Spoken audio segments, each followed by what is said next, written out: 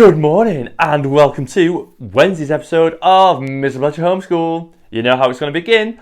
We're going to start off with some maths questions in a moment. Before, I'll tell you a little bit about today. We got angles, more work on angles, more difficult work on angles. We have work on starting to write letters, because on Friday's episode we'll be writing a letter to our future self. And then later we've got a bit of computing. Yes, so we're going to a resource to share with you for some fantastic coding. So let's get on with the show.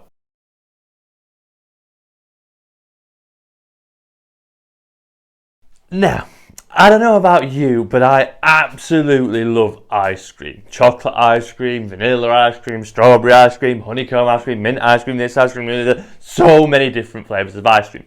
But my least favourite part is the cone. Yeah, it's great, it holds the ice cream in place, but it's not as delicious as it could be.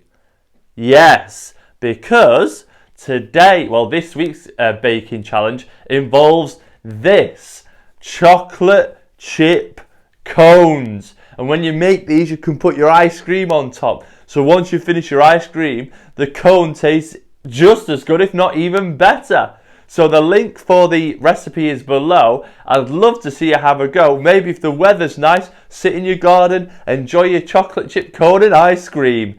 I'm very excited to see how you work it. Right then, time for a word of the day, and we're going to include one that was in the sentence that I wrote yesterday about yesterday's word of the day. So, here it is, because I got a few questions about this word. The word is rival. I will not tell you the definition. Go and find that yourself. Find it on the internet, find it in a dictionary, whatever works for you. However, I will give you a sentence with the word in context. Very important. Check your sentences to make sure that they make sense. So we're using these word of the day words in the correct context. So the word is rival. How have I used it? Here's how I've used it.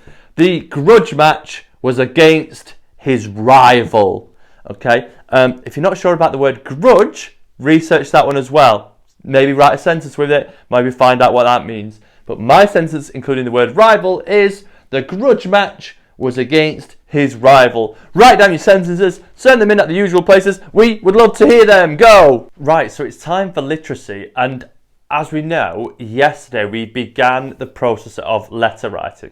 We looked at the structure of letters, how they are set out. Now, we're going to focus at writing part of our letter today. But remember, our letter, it's a little bit unique. Our letter is to our future selves. So it's a bit like when you read that letter back, it's sort of time travel, yeah? So we're going to write a letter to our future selves when we are back at school, whenever that may be. So we're going to start with the opening. The opening is the first paragraph of our letter, okay? The opening answers two main questions. Who are you? And why are you writing? So, starting with the who are you bit, you need to introduce yourself, but you can have a little bit of fun with it, okay? Think about how you would talk to yourself. Use chatty language. You wouldn't sound too formal to yourself. You're like, well, hello, Mr. Bletcher. It is Mr. Bletcher from the past, writing to you to find out what is going on in the future. No, that's not how we talk to ourselves. We'd be a little bit more chatty, more informal. So, once you've done that, you've introduced yourself. Be a bit specific. You obviously know who you are, but when are you writing from? Okay, this is Mr. Bletcher from the middle of May, because I forgot the date off the top of my head, from the middle of May, with lots of questions for my future self. So, why are you writing? Explain the purpose. So it could be that we're writing to remind our future selves how things were when we were doing homeschool. Think of maybe 2 or 3 reasons and place those in your paragraph as well. I'm going to have a go now and I'll share my work, then you have a go too. So, I've had a go at writing my own, and I must admit I had a bit of fun with it. I quite enjoyed this. So, here it is. It says, hi there, Mr. Bletcher. It's Mr. Bletcher from the past here, from mid-May to be exact. Wow, This is a surreal experience, writing to myself. Anyway, I'm writing to future me as a method of remembering and documenting my homeschool experience. Because I know how forgetful you are, Mr Bletcher. Because I am you. So, I've had a little bit of fun. It is a funny experience writing to yourself, so why not even maybe tell yourself a joke or something like that to lighten the mood in the opening of your letter. Remember to send your written work in at the usual places because we'd love to share it and love to be entertained by it. Have fun. Right, you did a wonderful job of calculating angles on a straight line. Your work was absolutely fantastic and you got through lots and lots of questions on that. So well done everyone, and thank you for sending your work in. But now we're going to move on to another piece of angles work. We're not talking about a straight line, which was the equivalent of half a turn. We're going to talk about a full turn. I'm not going to do a full turn because my microphone's going to end up getting wrapped around me. But a full turn is how many degrees? Have a little think. If you said 310 degrees, you'd be incorrect. If you said 360 degrees, you would be correct. Now, that's important because a full turn, as we know, is 360 degrees. So angles around a point are equal to 360 degrees. Our circle there is 360 degrees. The whole thing is 360 degrees. Okay, and I have two angles here. One of them is a right angle, and we know a right angle is 90 degrees. So 90 degrees and what equal 360. Now, we could use some subtraction to work it out. So we know angles around a point equals 360 degrees. We want to subtract this angle, which is 90 degrees. So let's do a quick subtraction here. 0 take away 0 is 0. 6 subtract 9, well I can't do, so I'm going to borrow from here. The 3 becomes a 2, the 6 becomes 16. 16 take away 9 is 7, and 2 take away nothing is 2. So 270 degrees is our missing angle. I've got another example for you here. This time I want to find out what this angle is, and I know that angles around a point are equal to 360. So this number and this number must be equal to 360. So I'm going to do a subtraction again to work this out. 360 subtract 135.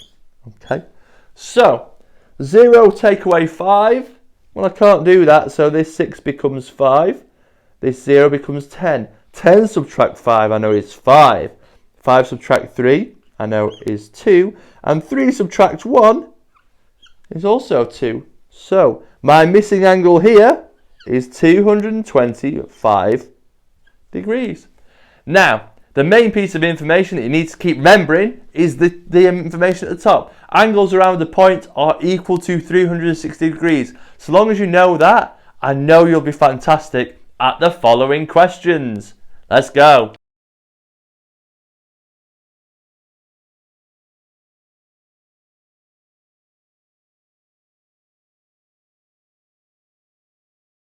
So, your computing task today is to visit the website hourofcode.com and complete your hour of code. Once you do that, there will be a certificate that you can download and a big well done to you. But on Hour of Code, there is a range of different coding activities, right through from pre-readers to children in year 5 and 6.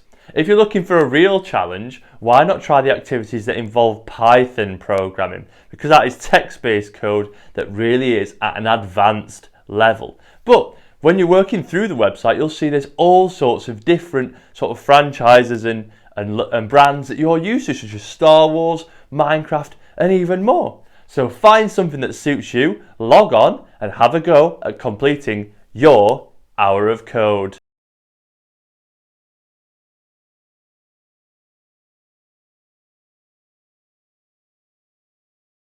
Mr Bletcher's been on since lockdown, teaching us things so we don't feel down. Mr Bletcher and his online homeschool. He's teaching all subjects, so we're up to date. He knows if he does this, then we'll all be great. Mr Bletcher and his online homeschool. Kids are all watching and eager to learn. We love Mr Bletcher, he's making it fun. Mr Bletcher and his online homeschool. Yeah!